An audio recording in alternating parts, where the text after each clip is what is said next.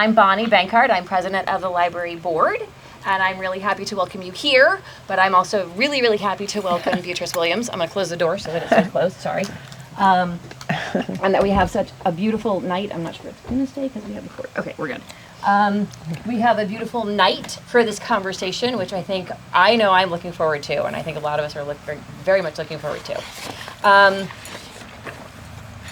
If you know somebody who couldn't come tonight, this program will be on video on our website within about a week, so you'll be able to see it there, which is a great thing. We've been able to do that this summer, which has been a really great opportunity for us to share our programs beyond just our four walls or our garden, as the case may be. You probably know, but Beatriz Williams is the author of more than 20 novels, including 5 written in collaboration with Karen White and Lauren Willig. I have not read those yet, but they're on my list. 4 of her very successful books are set on Winthrop Island, which I'm sure is why you're all here. I know it's why I'm here, partly. She's a graduate of Stanford University and Columbia University, and she currently lives with her family on the Connecticut coast. I'm not going to say much more about her, because I'm going to leave that to Liz. We are happy to have Liz Cook here to be her partner in conversation. And I'm going to turn it over to them. All right. Thank you, Bonnie. And thank you all for coming. So this is really exciting to have Beatriz here, having read all 4 of her books, just kind of wanting to know how did she happen to start writing about Winthrop Island. But Beatriz, why don't we start with you and your writing journey? Just give people a little bit of background of how you got into writing, first of all. Yes, and first of all, thank you very much, Liz, and to the library for having me, and for all of you for welcoming me. I was a little worried this might be a setup, so please leave any rotten vegetables at the door. So I brought my husband with me, just in case. So my writing, it's funny because, people hear my bio, and specifically at Columbia, I graduated with an MBA in finance. So people are always asking, well, how did you go from MBA and, financial, consulting to writing books? And to me, it's kind of like the other way around. Like, if all I ever wanted to do was write fiction, write historical fiction, how did I end up going out and getting an MBA and having this sort of short, but somewhat productive career in finance? And the answer is really, I guess, that, it's a scary thing to write books. And I think it meant so much to me. When I was a kid, I grew up on the West Coast. My father is British. My mother is from California.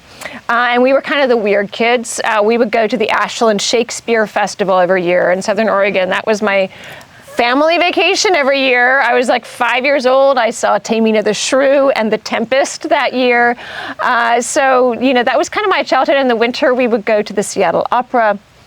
So I didn't really have a lot of I was definitely the weird kid. I did not have a lot of, cultural references that, would sort of draw me into normal kid friendships when they asked, well, who's your favorite singer? And, male and female when I was in 4th grade. And, I raised my hand and I was like, well, Placido Domingo and Renata Scotto, obviously the best in the world.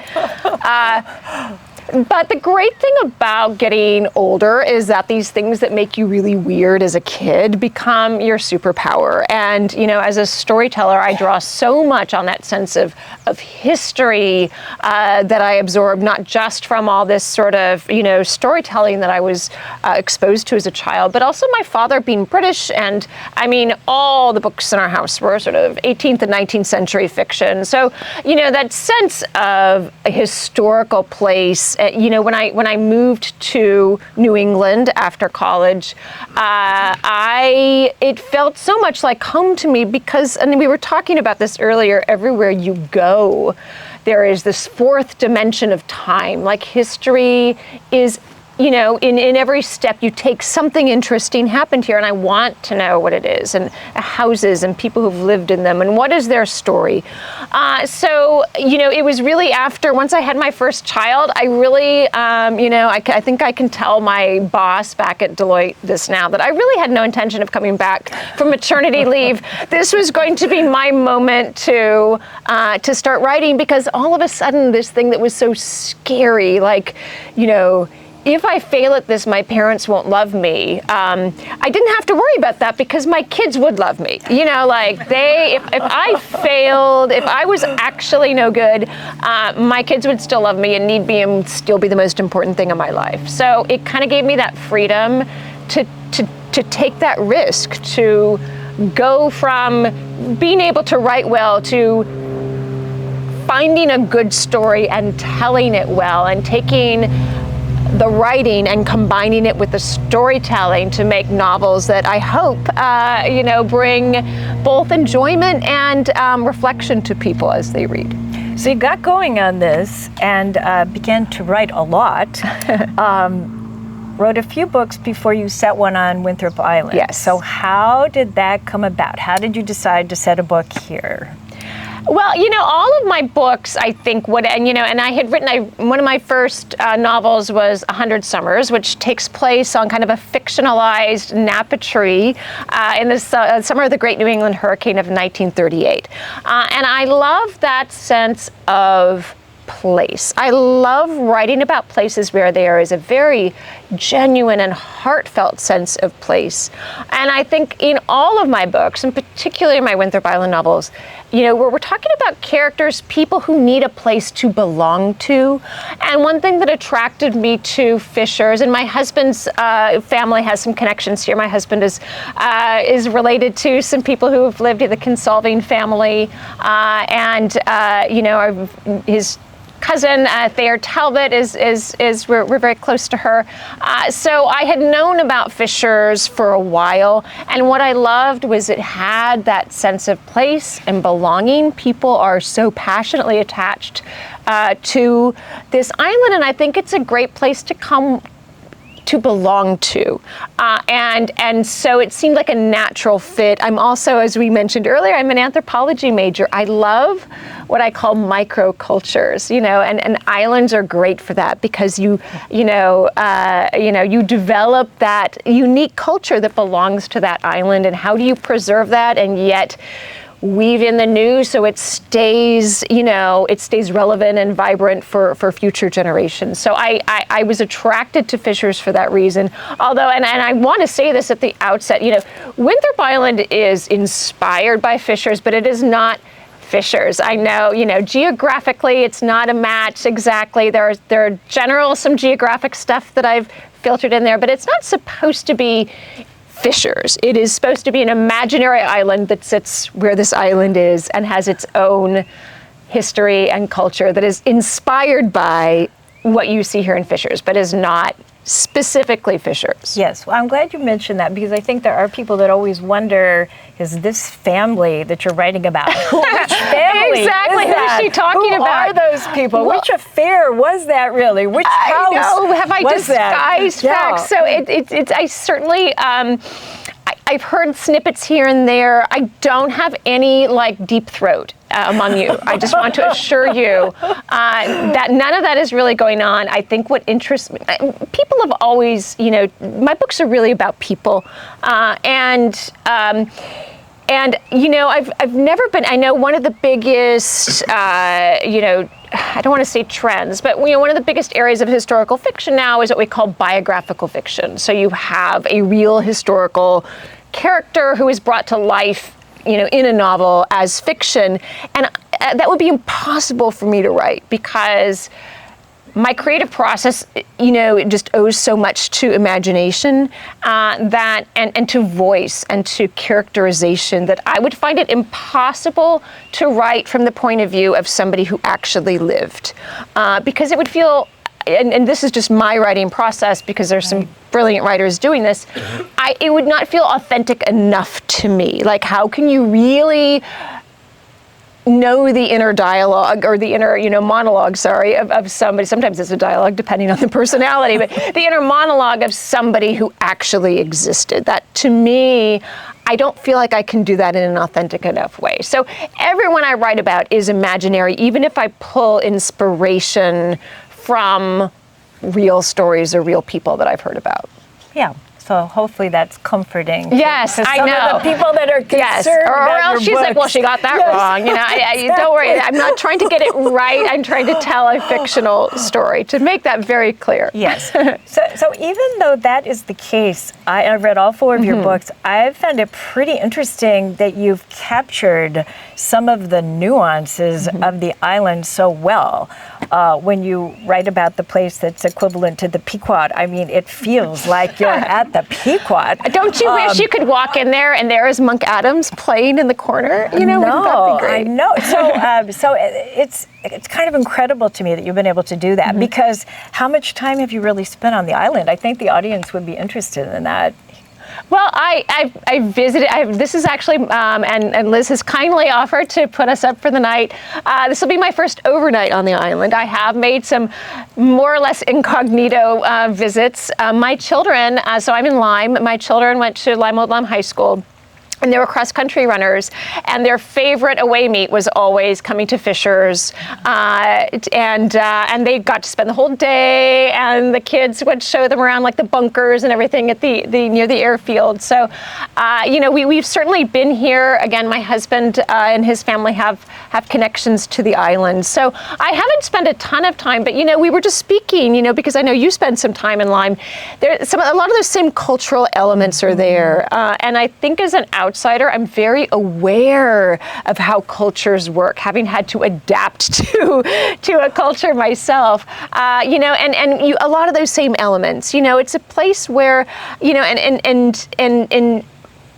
several of my books, and I'm speaking several because, my next summer's book, alert, will be also on Winthrop Island. It's a place where people who often have a public profile can come to be themselves, where they know they will be safe, where it's not going to be paparazzi, where people aren't going to be intrusive, where they can be sort of normal people and heal from whatever, from whatever brought them to the island in the first place. So I kind of love, bringing people who are maybe outsiders into that culture and having them kind of find that this is a place they can belong to. Yeah. And of course, because Fisher's is pretty private, it allows an author to have a blank slate, because no one really knows what happens, right? No one really knows. So it's a good place for imagination. Yeah. So when you wrote Summer Wives, which I guess was published in 2018. Yes. Did you have any idea that this was going to be a big part of your franchise? I did not. It's funny. It was my. It was one of the ideas I have. I've always got. I've always got. Many ideas rattling around in my head. And it's always a question of, well, which is the one that feels right for me to write right now? So I was talking to my agent, and I said, and this is one of my ideas, sort of on a fictionalized version of Fisher's Island. And she loved the idea. She's like, oh my gosh, you need to write that. And at that point, that was literally all I had. I had to sort of start from scratch in terms of plot and families. But as with all of my books, and I think if you've read my earlier novels, the Schuyler sisters, I kind of have, my characters are so real to me. I will tell you how real they are, and this is next summer's book. I was out with my daughter, who had just got, she's just, got a new job at Simpson Thacher. So law firm, definitely a little more formal working environment. So we had to kind of upgrade her wardrobe a bit. So we went down to the Clinton outlets, and I'm at the Ralph Lauren, like the clearance rack, which is my beat. And I'm going through, and I suddenly picked up my phone and looked at the screen because I was expecting Ben to text me. Ben is my fictional character in the book. And I can't even tell you how crushed I was, like a teenager crushed, when I realized that not only was Ben not going to text me, that he was never going to text me because he didn't actually exist. But in my head, he's so real, and all the characters are so real that it's very hard for me at the end of a book to sort of, dust my hands off and start a whole new fictional world. To me, that world still exists.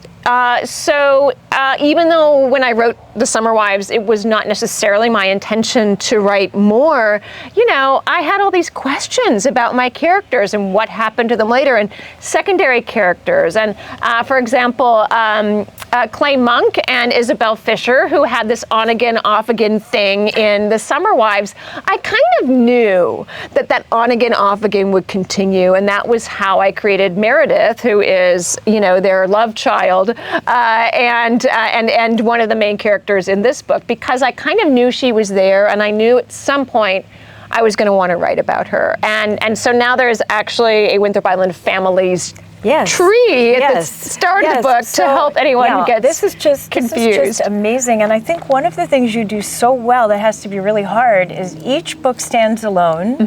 It's several stories woven together, but characters from the prior books keep appearing. Yes. And so if you've read the book, that's just really fun to meet them again. So you really won't be able to see this, but now this is the first book that has the Winthrop Island families. And so if you can't remember if one of these characters is making an appearance in the latest book, then you can kind of remind yourself whose parents or whose children, sisters and brothers. So really, really fun. We need one of those. Get that for Western Island for years. Well, I know. I kind of basically scribbled it on the back of a napkin at like a Hampton Inn and sort of, screenshotted it and sent it to my publisher and said, "Can your graphics department make this look, nice?" And they did. They had a few questions, but I love that. Like when I created Monk Adams, I loved having him be the grandson of Clay Monk. And then realizing, of course, that means Meredith is related to Monk Adams. And I love that. I love that kind of interconnectedness. And I love, when I wrote Husbands and Lovers and had this contemporary story, to take those characters and bring them to the present day. Old Mrs. Peabody is, of course, Amelia Winthrop, who's the main character in The Beach at Summerlee. And the book that I just finished, which is called Off Season, and that'll be out next summer. And the very last scene, they're looking across the meadow to Summerlee, where they are setting up the tent for Mrs. Peabody's 100th birthday. So I'm not, you may be hearing it here first, but I think my next book might pick up on for that 100th birthday with all the Peabodys gathering together at Summerlee. And I don't know, maybe there's a murder. We'll figure that out. Somebody disappears. If anyone has any stories to slip me that I can cleverly disguise, So this is Beatriz's latest book that just came out in July. And if you're going to describe this for us all, we don't want to be spoilers here, but if you're going to describe it briefly to those who haven't already read it, how would you describe it? I hate that question. Not that it's not a great question, but it's so hard to describe things briefly if you've spent, all these months writing it.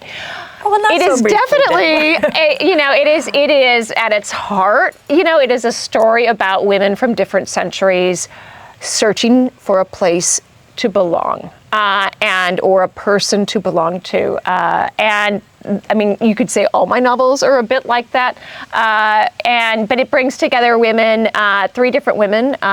Providence Dare, who is aboard, as I'm sure you are all, unlike most of the audiences I speak to, well aware of the story of the steamship Atlantic, which wrecked, of course, off Fishers in 1846. Providence Dare is a fictional character aboard that ship who is fleeing from a murder, and the ship is wrecked here, and then her story then kind of carries forward to the present day when Meredith, as we spoke about earlier, Meredith is now a famous actress. She returns to Winthrop Island because she's in rehab. She comes with her daughter, who's supposed to be kind of looking after her, but Audrey has her own heartbreaks she's healing from, and her father is, of course, good old Mike Kennedy, who is the owner / bartender at the Mohegan Inn, which is the Pequot. And due to a kitchen fire, Audrey luckily is a chef, so Audrey and Mike kind of heal their father-daughter relationship as they renovate the Mohegan Inn into something a little more palatable. And in the meantime, they find a trunk full of beautiful paintings from the 19th century that links them to Providence's story. And then Meredith's story and why she left in 1993 all kind of weaves in there together. Yes. So I thought one of the most incredible things about this book was this whole description of what it would have been like to be on the Atlantic. So it's true, on Fishers you always hear about the crash of the steamship, North Hill. Divers are always looking to see if they can find anything left. But these people on this boat were on this boat for, 30 hours? It was about 30 hours. 30 hours in a storm, hoping someone would rescue them. The boiler blows up. They know that most of the people are going to die. Then what's left of the boat sort of crashes on Fishers. And, even though I'd always heard about this, I had never really thought about that's a long time. It's a long time to be helpless in a gale, going across the water with no power, just nothing, and no heat. I mean, it's freezing. There's no food. They had left without much food because people were it was an overnight. It was an old-fashioned red eye, except you actually had staterooms. So there was very little food, no heat, no light. This storm, and it's 30 hours. You're just dragging anchor across Fishers Island Sound, apart from the harrowing nature of this experience, if I'm looking at it from my perspective as a storyteller, it is such just what we call a perfect narrative arc. You have a start, you have a middle, and you have a very dramatic end. And so my challenge was to kind of weave, and this is, not a lot of my books actually deal with real historical events, because if I'm creating imaginary characters in there, weaving their story into facts I cannot change can sometimes be a challenge, because I like to let my characters lead me to the story. My characters have a story that I am trying to discover what their story is. If I kind of know what happened, all of a sudden that takes away that imaginative element for me and that sense of my characters having some kind of agency. So I had to kind of create a character who was outside the historical record, a fictional character, who would have good reason not to have anyone on board the ship know who she is. And it took me a while to sort of figure out Providence Dare and why she was there and her story. And then I thought, well, just to make it a little more dramatic, maybe the detective who's trying to track her down is also on board the ship that night. Yeah, so it's obviously a great, great story. So we stopped today to talk to Pierce before we came here. Yes. And Pierce went to the museum, and Pierce reminded us that this ship was really in a lot of ways akin to the Titanic. It was an enormous, luxurious, the captain thought, infallible ship. Most historians say they had the watertight bulkheads. Yeah. This captain just thought no matter what, it was going to be fine. It was the first one with gaslights, I think, first steamship ever. So these people are on this very luxurious ship, as I say, in some ways akin to the Titanic, and then everything really goes wrong. Yeah, and again, like with the Titanic, it's a bit of a freak. I mean, when they're leaving, New London, the storm is kind of ebbing a bit. And it turns out, if you look at it meteorologically, it's probably like the eye of the storm is passing. So he sort of thinks, well, I think we can do this. It's the storm is ebbing, but what it was really doing is, is rotating so that when they go out, they get this cross sea. So it is a bit of a freak thing that happens to them. I mean, it again, as with the Titanic, but you think about it, the ship is this is 1846. We're not that far outside of, the age of sail. We're still really in it. I'm a huge, does anyone read the Patrick O'Brian novels? I'm a massive fan of Patrick O'Brian. I'm rereading them all right now from start to finish. I just finished The Nutmeg of Consolation. There's a famous picture of me. I'm in I had my two oldest children in London. I'm there in the in the labor and delivery room, you're just waiting for stuff to happen. And I've just got like the wine dark sea perched on my pregnant belly. I'm just like reading it. So that is my commitment. So I'm really familiar with maritime history and Jack Aubrey in his 28 gun frigate Surprise, and this ship is 300 feet long, and if you think about it, that's the length of a football field, and it's 1846. I mean, to people living there, it must have been just like a miracle, and you could all have these comfortable staterooms, and you're not at the mercy of the wind, or you thought, until the boiler bursts, So it's such a fascinating moment in history, and just in transportation as well, and just that classic story of technology, thinking that technology makes you safe. And it turns out, And how'd you happen to decide to write about that? What was it that piqued your curiosity? Well, the interesting thing was, so I went with Husbands and Lovers was my first book with a new publisher. So my agent wanted me to kind of do something a little different, which is why we ended up with the contemporary storyline. I had this DNA idea, and I said, well, why don't I write that one, and it'll be contemporary. So I wrote it, and my publisher loved it. And in fact, Husbands and Lovers has been very successful for me. But before it came out, this was still over the winter, and I'm getting ready to. I've already actually started my next book, which was the book that I had kind of set aside to write Husbands and Lovers, which is going back to the mid-century on Winthrop.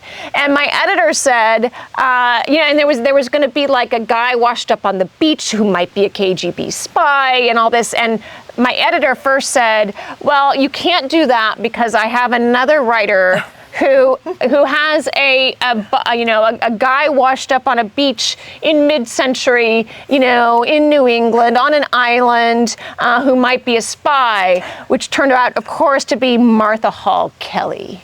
That bitch. No, I'm just kidding. No, we have the same editor and the same agent, so we're like full siblings, so we're very close. But since Martha stole my idea, no, I'm just kidding. She had no idea. But anyway, so but I think that was really her, my editor's excuse, because she just wanted. She's like, I really would love you to write something else in that contemporary setting. And as it happened, I loved those characters in the contemporary setting. I love Monk and Mallory, and I really wanted to return to that world anyway. So I said, sure, but history is so important to me. I mean, all my books deal with that kind of dialogue between past and present, and the ways in which, the secrets and the mistakes and the choices made in earlier generations kind of reverberate down to shape who we are today. And all of my books have that. So I need some kind of historical anchor, no pun intended, some kind of historical anchor. So I was really kind of looking around, and obviously I've looked into the history of fishers, and I was kind of reviewing that, and I was like, oh wait, what about the Atlantic? And so I started doing some more research about the Atlantic, and I realized, what is really interesting is that you have these survivors coming ashore here and taking shelter here, and that gave me a way to connect that past, that incident in the past, with people living on my imaginary Winthrop Island today.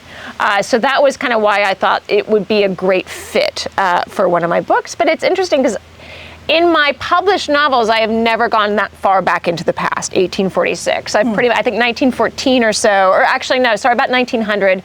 I had a bit of a narrative in the Golden Hour in 1900 in Europe. But this is the earliest I've gone back. And it's interesting because the 18th and 19th century was my original, sort of interest in history. Because again, my father being British, that was kind of what I grew up on. So it was really neat to return to that and to kind of go back and go back into that world that, I had studied so much about before. And my next one goes even further back into the Great Snow Winter of 1717. And some pirates as well. So it's really been a great fun deep diving into the history. Yeah. And if you're not familiar with Beatrice's books, these storylines go simultaneously, and so you read and then it stops. Then you read that and you're dying to know what happens with that storyline, but you go on to the next one and then the next one. So who are your favorite characters in the book? That's always for me, that's such a difficult question to answer because it's kind of like your children, I mean, you love them for who they are, even the really difficult ones, and Meredith is a very difficult character, but I love her so much. I mean, I think all of my characters, I am always conscious, and it's interesting, as a writer now, I go out in the world now so aware of the fact, and it's a bit of a cliche, but that everyone is carrying a hidden burden, and we don't know what people are carrying with them. And I'm always trying to find out what is that burden that person is carrying. And I love characters where there is a big gap between, I guess, what you would call persona, which is what we project to the world, the face we project to the world, and, person, which is who we are, who we really are, and all the secrets and the burdens that we're carrying that we don't necessarily talk about. And Meredith is certainly she's a very interesting character to write because there's such a gap, in that space between person and persona. And she's an actress, so she's very good at projecting a persona. Successful actress who's got some substance and issues. yes, and who, did not intend to be a mother and is not what we would call a conventionally good mother, but who actually loves her daughter passionately. And so that's kind of that mother-daughter journey. But I loved bringing back Sedge Peabody, who was a character in Husbands and Lovers. He was a bit of a plot device fling for Mallory, but I grew to love him so much that I was like, I feel really bad for Sedge. I need him to have a love story too. And so I thought, well, I will see if I can match up Audrey and Sedge and see if that works. And it did. So I loved coming back to Sedge as well. He's such a great match for Audrey, I think, who again, the title Under the Stars, is not just a literal title. I'm kind of fascinated by what it's like to be somebody who lives under a star, as in Audrey living under Meredith's star. Providence, who works in the household of a famous painter, she kind of lives under his star, and how you develop your own identity and your own sense of personhood when you've got this very bright light that kind of blinds everyone else around you to you and to who you are. So there are good things and bad things that happen to these people. There are definitely always tragedies in the book, but it always seems like there's kind of a happy ending. Is that fair? Yes. So very nice. I like a little bit of bittersweet. I certainly don't like an ending where everything ties up perfectly emotionally, but I do like an ending where you get to a just resolution. I think that we can take a little sadness or happiness as long as we feel like a certain amount of justice was served. And that's what I kind of aim for. I kind of figure out what that is once I get to know my characters. What is a resolution that makes sense for them? And sometimes the resolution that I want to go for isn't the one that the characters need or can achieve. And so I have to adjust my ending point then, because again, the characters always need to drive the story for me. That's when I get stuck, is when I'm trying to make characters do something they wouldn't do. And I think, well, I have to have this happen, and my characters won't let me do it, and I'm stuck, and I'm like, online shopping, I'm doing everything I can to procrastinate. It's because, my characters don't want to go where I want them to go. But that being said, that sense of resolution is important to me, and it's partly because of the literature and the, like I said, all the sort of play. You may have a tragedy or you may have a comedy, you may have a combination of both, but having that sense of a just ending is important to my writing process, because I can't leave my characters alone. I can't just strand them somewhere on an unknown shore. They have to find port. Yes. Yeah. But there's a lot of contemporary fiction that does not have a resolution or a happy-ish ending. So I think that's a very nice thing about your books. Yeah, and it's interesting that that's true. I think people say, well, people would answer me by saying, well, it's more realistic because life does not tie up in a bow.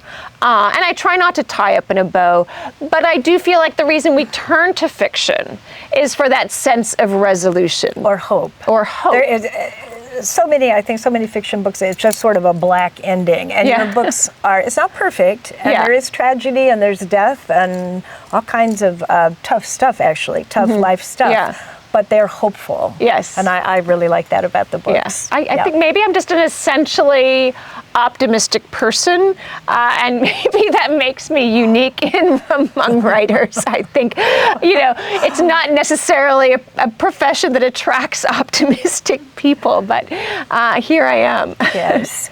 And what do you hope people are going to take away from your books? As a writer, do you hope that they're going to take away something in particular, a life lesson, something about character, anything? What do you wish for from your readers? What I love is so many of my readers read my books and want different things out of them and also get different things out of them. Rereading Patrick O'Brian has actually been really interesting for me this summer, because what is wonderful is that his novels are both deeply layered, and there is so much moral richness and philosophical richness and historical richness and characters, and it's so, and yet it's so compulsively readable. I mean, I'll be up late at night and my husband wants me to turn the light off, and I'm just like, one more page. And yet they're so rich and literary, and and yet they come off as, they're these naval stories, these naval adventure stories. I love having a book that, and I certainly, I want readers to turn pages. I want readers to be emotionally engaged. And so what I hope is that, and some people read it for the plots and the drama that's taking place and the characters and the love story. But my favorite readers are the ones who also read the layers that go beneath, all this performative storytelling. When I was a kid, I'm just like, I will literally go through the book as I'm editing and be like, that's too obvious, I got to take that out. And that means that, yes, I do get people writing me saying, I'm so confused about this, and I'm like, just read it again, kind of carefully, and it's, I really try to show instead of tell. And it's so much more fun as a writer to do because it's way more challenging, but it is a bit challenging also for readers. But that's why I like to have that love story that is so compelling and keeps people engaged. And I hope also that readers look and sort of go down those layers with me and catch all this stuff that's also in there that I hope, brings, at least a fraction of the joy that someone like Patrick O'Brian brings to me with that richness, that knowledge of human nature and that kind of window into the human soul. I think my least favorite thing is a reviewer or blogger who's like, well, I didn't relate to that character. And I'm like, try, because why else are we reading books if not to relate to people who are not exactly like us? And I think there's a tendency now in this very solipsistic age we live in that we want our fiction to be mirrors, like reflecting ourselves back to us.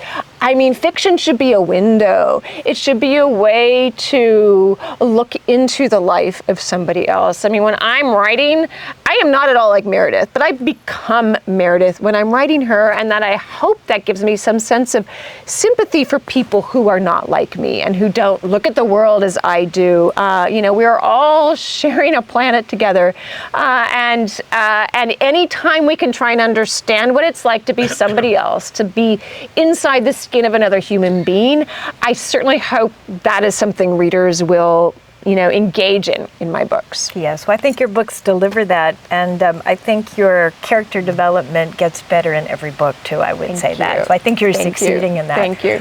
So I think that's a good place to stop for now, and then we can take some questions, actually. It's like there may be a couple. Any questions? That is such a great question. I'm just going to repeat it because I know we're mic'd up, but you guys aren't. So the question is about writing process, where I start with character and with place or some historical incident, or do I try and sort of have the plot? And I would say I definitely start, with the characters and maybe the place a little bit. With a book like 100 Summers, I knew I wanted something around the hurricane of 1938. But who these people were going to be, I kind of, you like I said, you always want to start with those characters and let the characters, drive that story for you instead of you trying to drive the characters into the story. But it's and I certainly don't, do any extensive plotting and outlining. I do try to get a framework, like, what is this story about? What are we covering here? Who are these people? And what is the web of relationships? What are the burdens they're carrying that is going to make this a compelling human story? And what is the problem that we are trying to solve here? And then let the characters, show me what all those things are. And so that we get to, there's always, some kind of reveal in my book. And it's interesting to me, so many people focus on, is the reveal shocking? Did I see it coming? And to me, I don't necessarily know what that reveal, if there is a reveal, that turning point is going to be. I need to know what my character's burden is before I understand where that plot twist is going to come from. And, I kind of feel like it shouldn't be shocking. It should be like, oh, of course, or even if you did see it coming, good for you, because that's where my characters are leading you. I feel like a plot twist shouldn't come from out of the blue. It should be so organic to the story. So that's why I kind of figure that out as I go along. So I'm not forcing my characters into a place that not only do they not want to be, but they couldn't be because of who they are.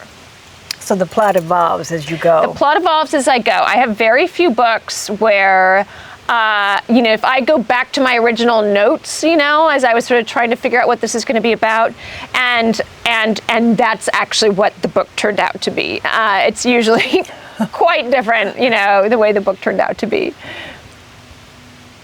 Yes. So as a form. Yeah, that's a great question. So the question is about my editing process and how I edit myself. I am obsessive.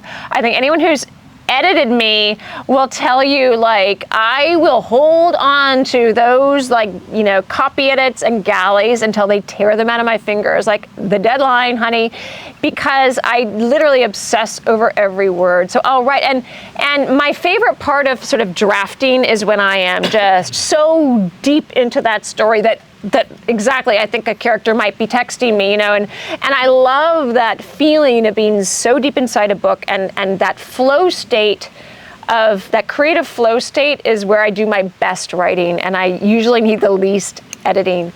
What I try to do when I edit, first of all, there's the practical stuff, like the continuity issues, and copy editors usually help me out with that. Like, I thought her eyes were hazel, not blue, and then just sort of plot continuity as well.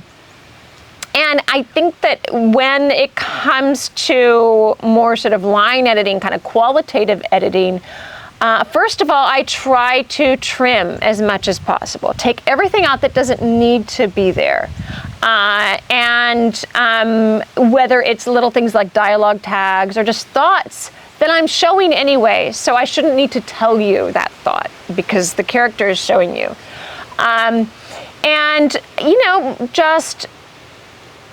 I think, again, having had a lot of, iambic pentameter as a child, a lot of, of sung verse in opera. I'm very attuned to rhythm and to the rhythm of a sentence and to a character's voice. So a lot of that editing is like really working on that, making those sentences, and this is all something you shouldn't notice as a reader. If you notice it, I'm doing it wrong. You should, it should feel very organic and natural. And that is kind of what I obsess over, is just making every note count every dialogue exchange have as many layers of meaning as I possibly can, and nothing that's just fluff that doesn't need to be there. So you hear it. I hear it, yeah. Oh yeah, my characters speak in my head, I think. And anyone else, it would be mental illness, but luckily, it's my job. Oh my gosh, so many. You pick, Liz, I can't pick. Okay, go, we'll take. Avenues. Yeah, and the question, for the video audience is about time and time management and how I, how I structure my writing around deadlines and I guess get the book finished. Really, I think is essentially what we're talking about. And luckily, the nice thing about writing contracts is the deadlines are in there, and I kind of have to in some way meet them. I write a book every year. This is partly because I love what I do, but also, I have 4 kids that are going into college now. My youngest decided to go to boarding school. She's at Foxcroft, if there's any old girls here. And so there's also kind of like I need to pay for groceries. So there's a dual dual motivation there. It does require focus. I think it does help that I came from that kind of business background where I understand that deadlines are not something that, what is it? So who was that quote? I enjoy the whooshing sound as they go past. And I don't always meet my deadlines exactly, but I do try to be pretty close to them, and it helps because I could go on forever with that editing process. I really could because, and I haven't gotten to the point yet where I'm so sick of the characters that I'm just like, I can't wait to move on.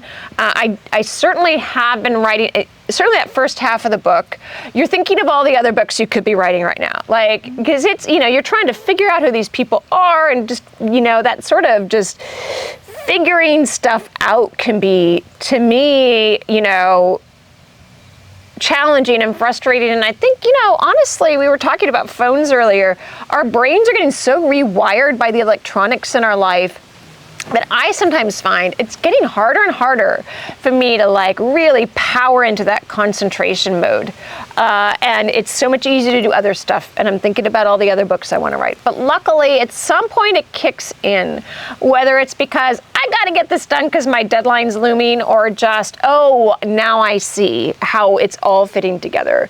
And then it's, I don't even have to try. I luckily don't wait. Weirdly, I've never woken up in the middle of the night with a character idea or a plot idea, but I'm usually thinking about it when I go to bed. My big generative time is when I'm out running. I love to run. I run four times a week, and I get so much out of that. I don't have a fitness watch. I don't bring music or anything. It's just me and my sneakers and my running clothes, and we're out, and I go out, and that's when I can really concentrate. There's no distractions, and I can really focus, jump in the shower afterwards, and then I'm really ready to write. All I need is my coffee and I'm ready to go. So that's, to me, where the creative generation comes. And if I can't tell you the number of plot points I've figured out.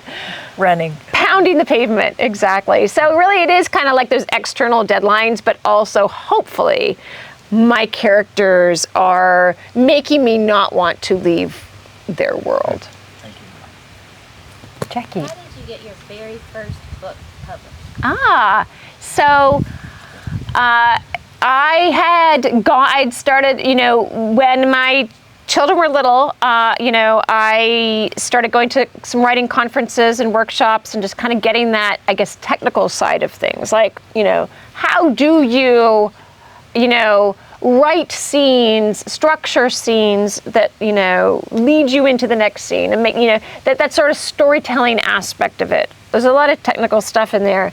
And so I learned a lot. And while I was in one of these workshops, I just had the idea for my first book overseas. At the time, I was obsessed with the First World War, and I kind of just had this idea for a First World War infantry officer, and it just popped into my head, just completely, with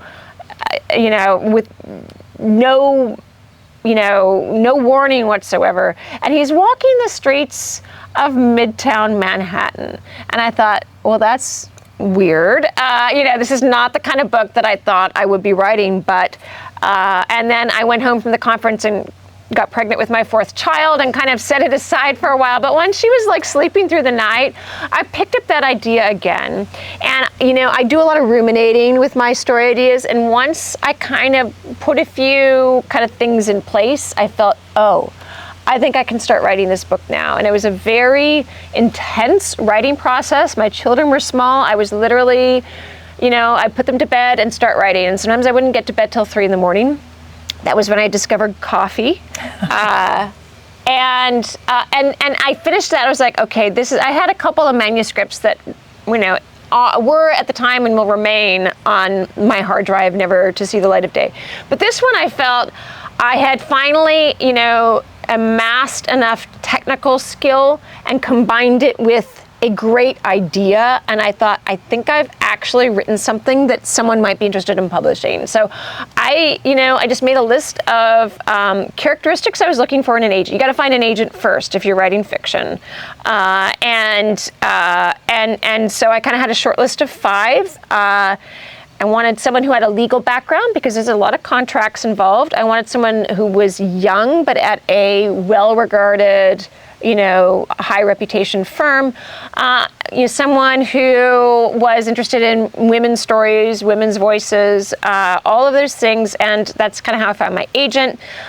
She loved the books. She's Jewish. She says, I love the books so much. I was a very bad Jew. I read right through Yom Kippur. And I would love to represent you. And so then we kind of brushed up the book a bit and found an editor, at Putnam Books, and that was my first published novel. But the funny thing is, Overseas now kind of sits out there. It's a bit of an outlier. My next book was 100 Summers, and that's when I really started focusing on kind of vintage New England settings and that kind of historical setting and just that fictional world with all these characters who keep popping in and out. So it's kind of funny that initial book was not really what I ended up writing. The main element there is that sense of history, and also it was a very big love story. I love writing love stories. That comes back from all my background in my early years. That's kind of imprinted on my DNA. So yeah, it's kind of funny how my career has evolved since then. But yep, that was how I got started. Josh.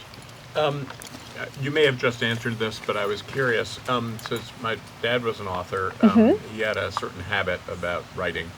And he wrote, I think you just said something quite different, but he used to write every morning for 2 hours very early. And then go on with his day. And it sounds like you had a different strategy, which was because you had young children. It was, yeah. Quite late at night. And I wondered whether that was something that continued once the children grew up or not. That's such a great question, and that's actually the first time I've had that question, about, what I love about this, and I should repeat it. So the question is, if I start, your father being a writer would write in the morning, I would write in the evening because of my small children, and did that habit change once my children got older? And it's such a great question because it is, I think I have tried to be an early morning writer, and I sometimes do get going early, but I think because my creative process depends a lot on all the thinking I do about the book during the day, and early morning is still a time when people kind of reach out to me or need me for something. I think that evening now is still the space where I can run where my odds are the best of being able to disappear into the book.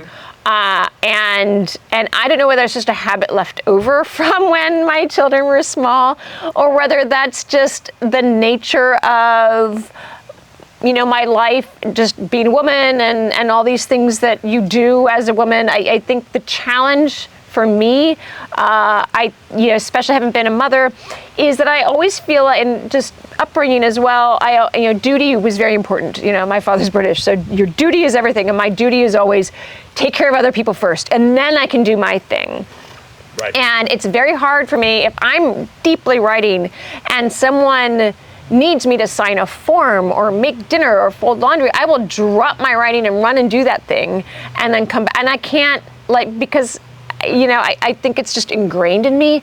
My challenge is always to be able to shut everything out and do this thing that I'm doing, which is actually quite important, but it always feels to me, because I enjoy it, that it's a little bit too indulgent, and that I should be doing all my hard tasks first, take care of everyone, make sure everyone else is okay, and then I can do my thing. And I think the evening, that's why I still, write in the evening, because I feel like that's my safe little sacred space when everyone else is sleeping. Yes, maybe one more question, and then Beatrice can stay to take questions if yes, I think some of the anyone group brought a needs book to go. sign, And then she's signing please feel free to leave. And she's signing books. Any of her books she'll sign. Yes. So I have a comment, and then I have a question. Okay. So as you point out, Winthrop Island is not Fisher's Island, although inspired. So I would love a map. Of my Winthrop Island. I know, because you were thinking, well, what's that relate to on Fisher's? Yeah, exactly. So that's my comment. Yeah. But my question is my understanding is you had the grand tour today. So was there anything that surprised you now that you've seen the entire island? Oh, that's a great question. So very briefly, we want a map of, the imaginary Winthrop Island vis-a-vis the actual Fishers, which is a really good point. It's in my head. I'm a big map person. I come from a family of mappers, so I do have one in my head. So yes, I should, especially because this next one has a lot of geographic stuff going on. So yes, that's a great idea. And the other question is, having now taken a bit of a tour of Fishers, and I hadn't actually been to the east end of the island, because of course I don't have a sticker on my car. So it was very nice to see that. Actually, what amazed me, I guess I didn't realize, I kind of knew, but to see it visually is there's a lot more houses than in my sort of imaginary Winthrop world, and it's actually a good thing, because I'm like, oh, so many more stories I can tell. This is great. But also just, for some reason I wasn't I guess in my Winthrop Island, you can see a little bit more of the landscape. I didn't realize just quite how, the vegetation really, it's hard to see other houses and to, I guess, peer through and to see, and I guess that makes sense because of, all the sort of privacy, but that was also interesting to me, just the vegetation and how much of it there is. And, it's interesting, my next book, Off Season, as you might imagine, a lot of it takes place in the fall and winter on Winthrop Island. And one of the things that's interesting to me, especially, I grew up in the Evergreen State.